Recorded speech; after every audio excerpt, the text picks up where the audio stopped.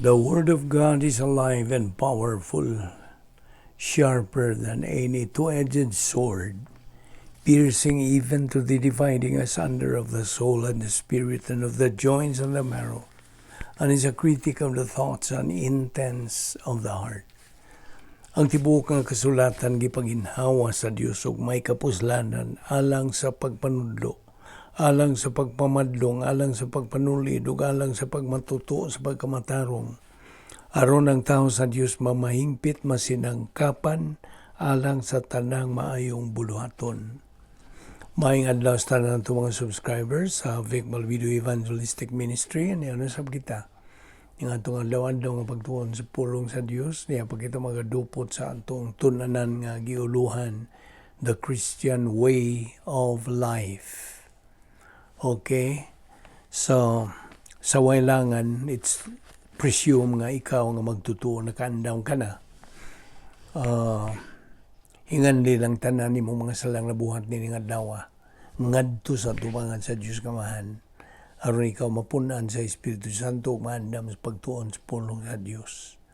Apanalang kanimo dili magtutuo ang imong buhaton mong pagtuo kang Ginoong Hesukristo ingon nga imong personal nga manluluwas. Acts 16:31 na kanayon, believe on the Lord Jesus Christ and you will be saved. Therefore magampo ta sa hilom.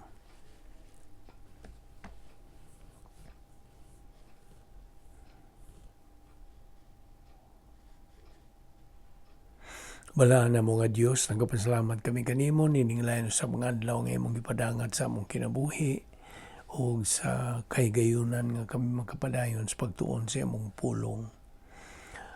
We pray, O Lord, that God the Holy Spirit will enlighten us, challenge us, and motivate us, and give us the necessary concentration sa among pagtutok kayo sa imong igatudlo kanamo ning adlaw kining tanan among gipasalamatan sa ngalan ni Ginoong Hesukristo.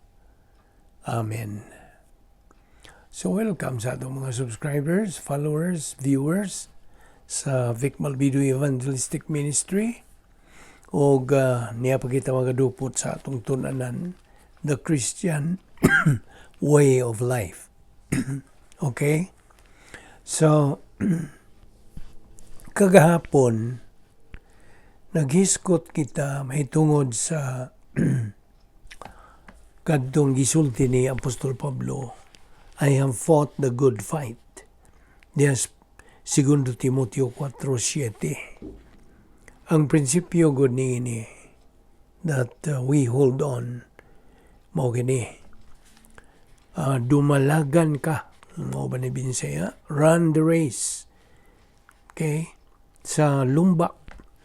Appeal sa lumbak with eternity in view. Sa imong pananaw, ang imong tutukan mo ang eternidad. Now, diha sa Lucas 9:57, mo nigingon sa usas mga tinunan, I will follow you wherever you go.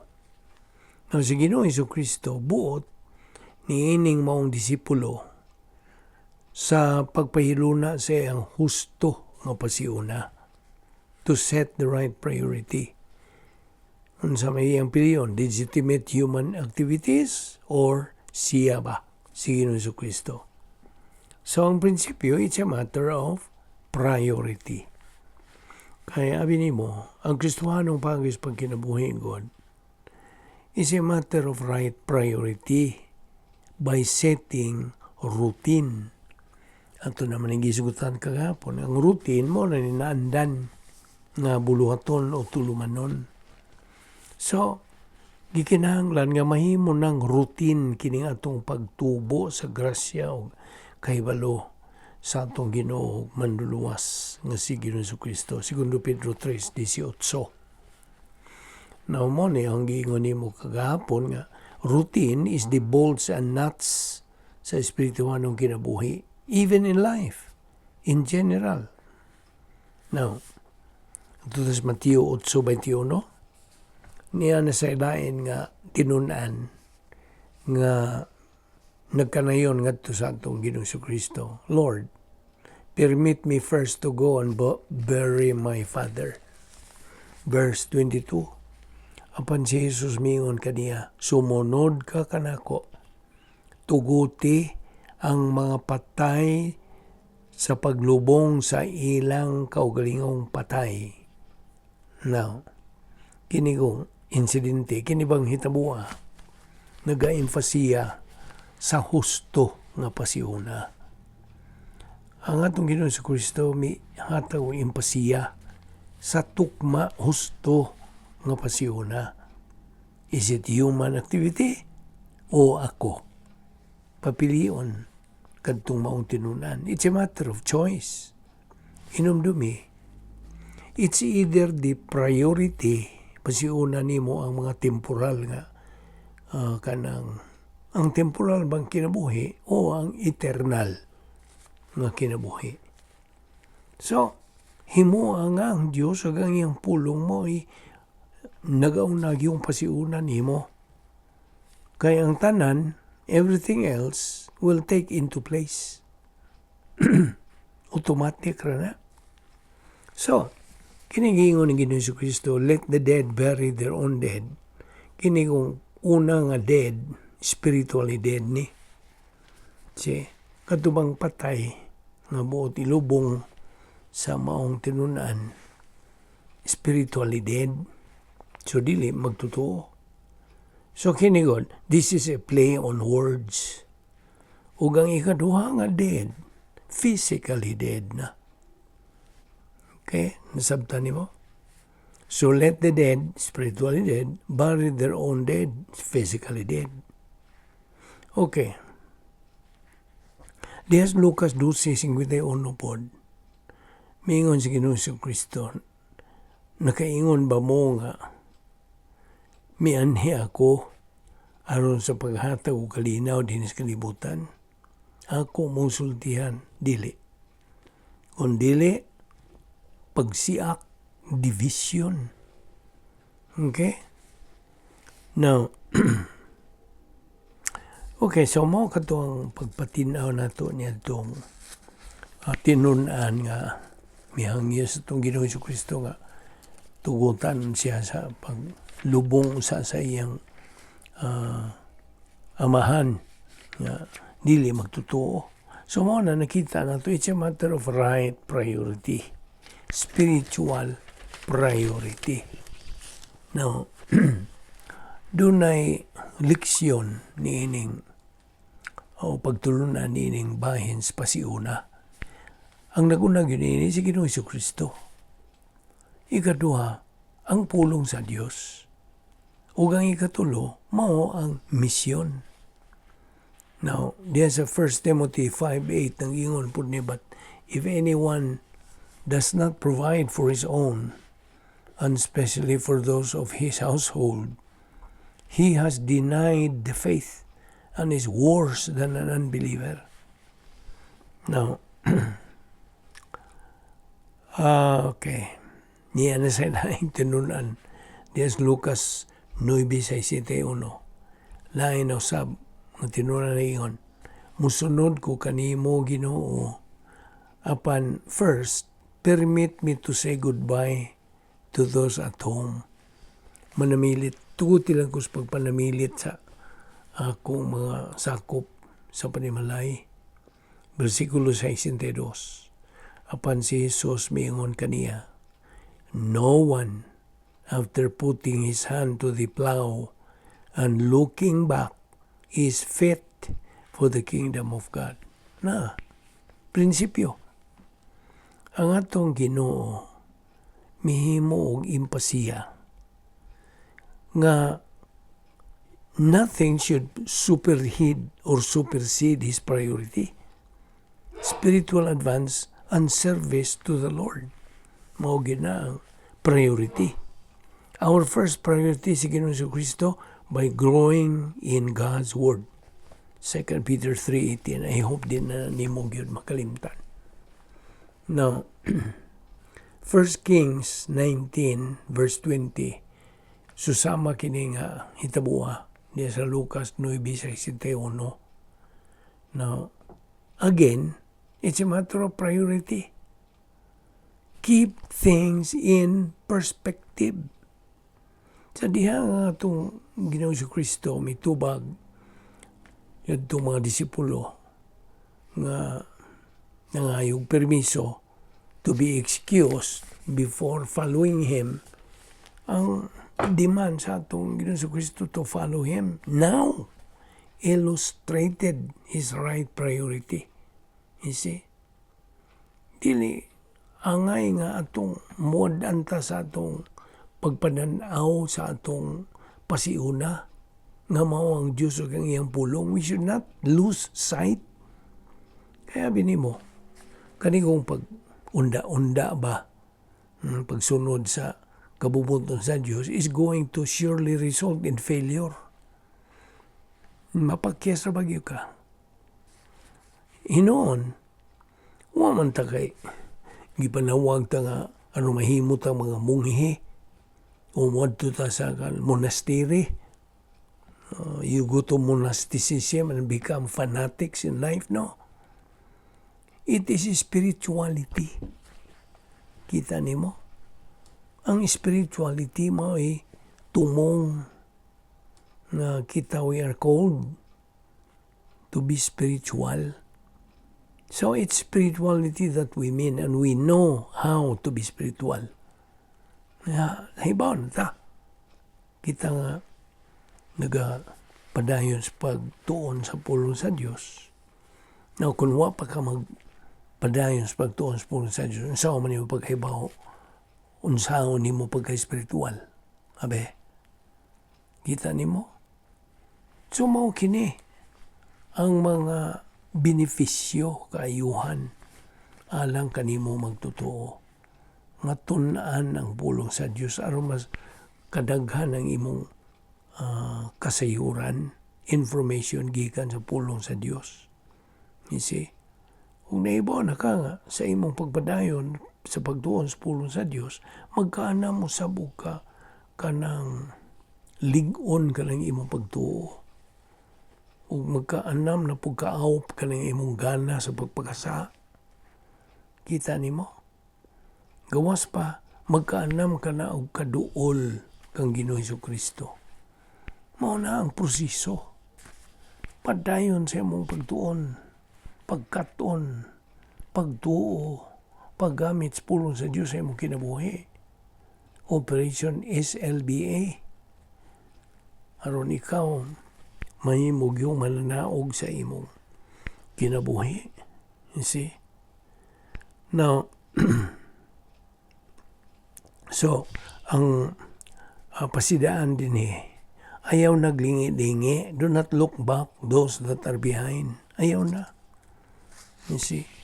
Padayon sa imong spiritual momentum.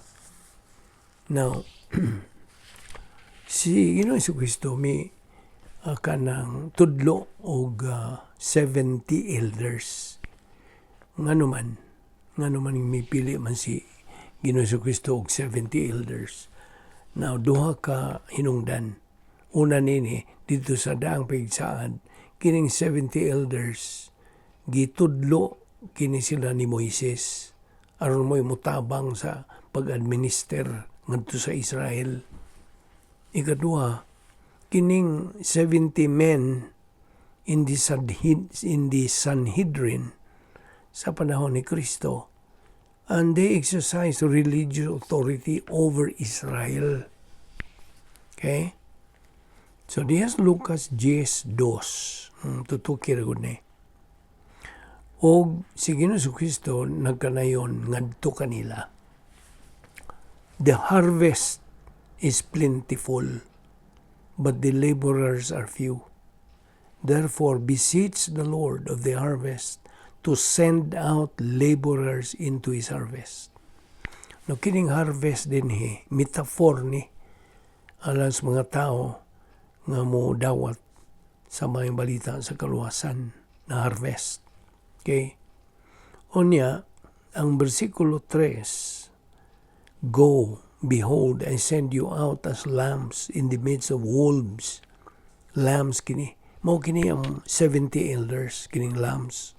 O kining wolves, metaphor kini ngadto sa mga supak ng mga leader, opposing leaders. Okay? Now so, Luke chapter 2 verse 3, Go, behold, I send you out. Ang atong pagtuo, faith. Suma sa Hebreanon 11:1, it is the substance of things hoped for and the evidence of things not seen. Pagtuo, ngadto kang Ginoong Jesucristo. Now, another priority statement of the Lord Jesus Christ. Luke 10:4, forget the things. Kalimtin na ng mga butang, mga sapatos, salapi, o unsa pa diha. Just do your mission. You are going in the midst of wolves. Okay? Now, this is mission priority. Saligi lang yun ang Ginoo. Saligi ang iyang mga pagsangkap nga gitawag og logistical grace. Now, dahil versikulo 5, nag-iyon na ni, whatever house you enter, first say, peace be to this house. Kining peace din shalom sa Hebrewanon. Kining pangingon nga, peace be to this house. This is a Jewish greeting. Okay? Jewish greeting kini, shalom. Now, ang versikulo 6, nag-iyon, if a man of peace is there, kung naaman ka ng tao sa kalinaw, your peace will rest on him. But if not, it will return to you. Now, kining payment for work done, financial needs money, mistos matud pa sa Griyong pulong. Now, 1 Corinthians 9:11. Kung kita magapugas og mga espiritual mga butang, dinhi sa atong kaugalingon, is it too much if we reap material things from you? Kini financial support for evangelistic work. Nay kinahanglan, nay financial support. Okay? Now, Luke chapter 10 verses 1 to 24 reveal a new set of circumstances following the footsteps of the Lord Jesus Christ. Kini mga disipulo, mipadayon sila sa pagkat-on gikan kang Ginoong Jesucristo. Ang atong Ginoong Jesucristo, miadto siya sa nagkanayang mga lugar aron sa pagsangyaw sa gingharian. Ang versikulo 1, ang 70 elders gipadala. Verse 2, and he was saying to them, si Ginoong Jesucristo, nagkanayon nga to kanila, the harvest is great, plentiful, but the laborers are few. Therefore, beseech the Lord of the harvest to send out laborers into his harvest. Verse 3, go, behold, I send you out as lambs in the midst of wolves. Okay? Verse 4, ayaw na mo pagdalag mga salapi, money belt, wala na bag, wala na sapatos, and greet no one on the way. Siya mo na isulting ito sa Kristo. Verse 5, whatever house you enter, first say, peace be to this house. Shalom. Okay? Mo na Hebrew custom kini. Okay, mulukso ta sa versikulo 8. Whatever city you enter and they receive you, eat what is set before you. Okay? Kana lang unsay ilang gibutang nimo. Verse 9, and heal those in it who are sick, and say to them, the kingdom of God has come near to you. Verse 10, whatever city you enter and they do not receive you, go out into its streets and say. Okay? Luke 9:10, taking them with him, he withdrew by himself to a city called Bethsaida. Now, Lucas 10:11. Even the dust of your city, which clings to our feet, we wipe off in protest against you. Yet be sure of this, that the kingdom of God has come near. Now, paminaw. Kining giingon diha nga even the dust of your city. This is an insult to the disrespect shown to the travelers. Okay? Now, verse 12, I say to you, it will be more tolerable in that day for Sodom than for that city. Kanang for that city, katubang mi salikway. Okay, rejecting city. Now, okay, by the way, katubang sultin ato nga this is an insult to the disrespect shown to the travelers. Even the dust of your city, which clings to our feet, we wipe off in protest against you. Now, parihar ko na skaingon nga, okay, mulakaw na ko. You just missed the big opportunity. I'm leaving. Pakyas lang yun mo sa dakong kahigayunan unta. Ang pag-reject ni adtong 70 elders is tantamount to reject the Lord Jesus Christ. See? Before these 70 elders left, they again repeat to say to them, the kingdom has come. Now, niya mga prinsipyo. Number 1, ang pagsalikway kang Kristo, mas grabe pa kini what was going on in evil Sodom ug ang mga resulta niini. Ikaduha, kung ang Sodom was utterly destroyed for its evil, and it was, how much worse is rejecting Christ? You see? Mas grabe pa. Okay, ikatulo. It's clear, klaro kayo. Ang pagsalikway kang Ginoong Jesucristo mao ni the greatest of evils. There is no greater evil kaysa pag-ingon og no ngadto kang Ginoong Jesucristo. Ikaapat, ang Sodom will give perspective on just how destructive sa decision to reject Christ. Now, let us just begin our look at Sodom. Adto ta sa Genesis, Kapitulo 13, versikulo 13. Now the men of Sodom were wicked exceedingly, and sinners against the Lord. Genesis 19:4 and 5. Tell us the fate of Sodom. Now, sa narrative ni ini, there are characters. Kinsa man yung mga characters? Sila si Abraham, si Lot, o duha ka tao. Now, Lucas 10:12, I say to you, it will be more tolerable in that day for Sodom than for that city. Kanabang nagasalikway nga syudad. Genesis 18:32, then he said, oh, may the Lord not be angry, and I shall so and so. Genesis 19:12, then the two men said to Lot, whom else, etc. Genesis 19:4. Genesis 19:5. And they called to Lot and said to him, where are the men who come to you tonight? Bring them out to us that we may have relations. Kini relations yada.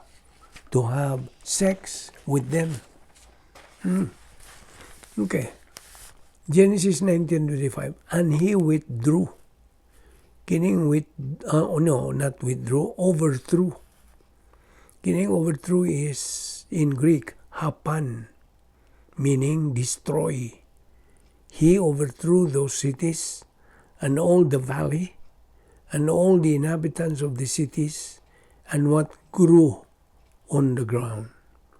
Now, dinilang mula kita kutob karon sa atong pagtuon ini. Padayon na ito ni ugma, ayaw kalimot sa pagpag-iuban ka nato.